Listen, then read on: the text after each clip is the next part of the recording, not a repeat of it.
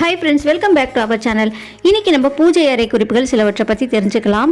அதுக்கு முன்னாடி நம்ம சேனலை சப்ஸ்கிரைப் பண்ணலன்னா மறக்காமல் சப்ஸ்கிரைப் பண்ணிக்கோங்க. நம்ம சேனலில் cooking video, beauty tips, rangoli designs, devotional tips, நிறைய யூஸ்ஃபுல்லான டிப்ஸில் அப்லோட் பண்ணிட்டுருக்கோம் ஃப்ரெண்ட்ஸ். அந்த வீடியோட நோட்டிஃபிகேஷனாக உங்களுக்கு உடனுக்குடன் பார்த்து பயன்பெறணும்னா மறக்காமல் சப்ஸ்கிரைப் பண்ணி கூடவே பெல் பட்டனை கிளிக் பண்ணி அலண்ட் ஆப்ஷன் ஓகே பண்ணிக்கோங்க. வீட்டு வாசலில் தண்ணீர் தெளித்து கோலம் போடும்போது தெளிக்கக்கூடிய தண்ணியில் சிறிதளவு மஞ்சள் கலந்து தெளித்து கோலம் போட வேண்டும். பூஜை அறையில் சுவாமி படங்களுக்கும் சுவாமி சிலைகளுக்கும் வைக்கக்கூடிய பூக்கள் காய்ந்த உடனே எடுத்துவிட வேண்டும். மீண்டும் பூக்கள் வைக்காவிட்டாலும் பரவாயில்லை, காய்ந்த பூக்களை அப்படியே விட்டுவிட்டால் எதிர்மறையான எண்ணங்களை ஏற்படுத்தும். வீட்டில் தீபம் ஏற்றிய பிறகு ஆலயங்களுக்கு செல்ல வேண்டும்.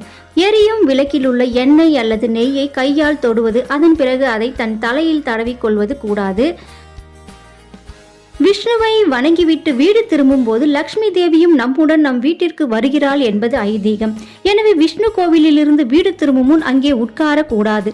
ஸ்வஸ்திக், ஸ்ரீ சக்கரம், ஓம் மற்றும் திரிசூல சின்னங்கள் வாசல் கதவிலோ அல்லது வாசலில் உள்ள நேர் எதிரோ ஒட்டி வைப்பது பாதுகாப்பிற்கும் அதிர்ஷ்டத்திற்கும் உதவும். வெளியே செல்லும் போது சட்டை பையிலும் வைத்துக் கொள்ளலாம். சிவபெருமானுடைய ஆலயங்களுக்கு செல்லும் போது அங்கு தரக்கூடிய விபூதி பிரசாதத்தை நடந்தவாறோ பேசிக்கொண்டோ நெற்றியிலிடுதல் கூடாது. கீழே சிந்தவும் கூடாது. நந்தி பகவானை தரிசித்த பிறகே சிவபெருமானை தரிசிக்க வேண்டும். வாசலுக்கு நேர் எதிரே வாசலை பார்த்து சிரிக்கும் புத்தரை வைப்பது வளமை, வெற்றி, தனலாபம் அளிக்க வல்லது. நிவேதனம் செய்த தேங்காயை சமையலில் சேர்த்து அந்த உணவை மறுபடியும் சுவாமிக்கு நிவேதனம் செய்யக்கூடாது. அன்னம் முதலியவற்றை எவர் சில்வர் பாத்திரங்களை கொண்டு நேரடியாக வைத்து தெய்வங்களுக்கு நிவேதனம் செய்யக்கூடாது. பாத்திரத்தில் இலை வைத்து அதன் மேல் உணவை வைத்து நிவேதனம் செய்ய வேண்டும். பூஜை செய்பவர் தெற்கு, தென்கிழக்கு, தென்மேற்கு ஆகிய திசைகளை பார்த்த வண்ணம் அமர்ந்து பூஜை செய்யக்கூடாது. பூஜை அறையில் அதிக படங்களையும் தெய்வ சிலைகளையும் வைக்கிறோம் என்பதற்காக அவற்றை நெருக்கமாக வைக்கக்கூடாது. ஒவ்வொரு தெய்வ படங்களுக்கும் சிலைகளுக்கும் இடையே போதிய இடம் விட்டு வைக்க வேண்டும். பூஜை அறை எப்போதுமே நறுமணத்துடனும் சுத்தமாகவும் வைத்துக் கொள்ள வேண்டும். பூஜை அறை எப்போதுமே நறுமணத்துடன் தெய்வீக மனத்துடன் திகழ பச்சை கற்பூரம் பூஜை அறையில் வைக்கலாம்.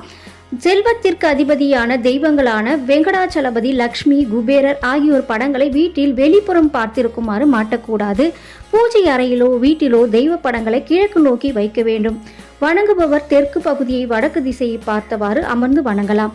தெற்கு நோக்கி தெய்வ படங்களை வைக்கக்கூடாது. கிழக்கு பக்கம் முடியாவிட்டால் தெற்கு பக்கத்தை தவிர பிற திசைகளை பார்த்து படங்களை வைக்கலாம். பூஜை அறையில் வழிபாடு முடிந்ததும் இடது நாசியில் சுவாசம் இருக்கும் போது பெண்கள் குங்குமம் இட்டு கொண்டால் மாங்கல்ய விருத்தி உண்டாகும். பூஜை அறையில் தெய்வ படங்களை வடக்கு பார்த்து வைத்தால் சாபம் உண்டாகும். பெண்கள் தலைமுடியை வாரி முடிச்சு போட்டு கொள்ள வேண்டும். தலையை விரித்து போட்டு இருந்தால் லக்ஷ்மி தேவி தங்க மாட்டாள். பூஜை செய்யும் போது நம் சுவாமி சிலைகளுக்கும் சுவாமி படங்களுக்கும் வைக்கக்கூடிய பூக்கள் சுவாமியின் பாதத்தையும் முகத்தையும் மறைக்காத வண்ணம் பூக்களை சூட வேண்டும். வெள்ளி, செவ்வாய் கிழமைகளில் வீடு துடைக்கக்கூடாது. முன்னதாகவே வீடு துடைத்து சுத்தப்படுத்த வேண்டும். வீடு துடைக்கக்கூடிய தண்ணியில் சிறிது கல்லுப்பு, மஞ்சள் சேர்த்து வீடு துடைத்தால் கண் திருஷ்டி, தீய சக்திகள் அகலும். கர்ப்பிணி பெண்கள் தேங்காய் உடைக்கக்கூடாது. உடைக்கக்கூடிய இடத்தில் நிற்கவும் கூடாது. நாம் சுவாமிகளுக்கு காட்டக்கூடிய கற்பூர தீபம் தானாக குளிர்ந்துவிட வேண்டுமே தவிர கைகளால் அணைக்கக்கூடாது. அமாவாசை தினங்களில் முடிந்தவரை அன்னதானம் செய்வது பூர்வ ஜென்ம பாவங்களை போக்க வல்லது.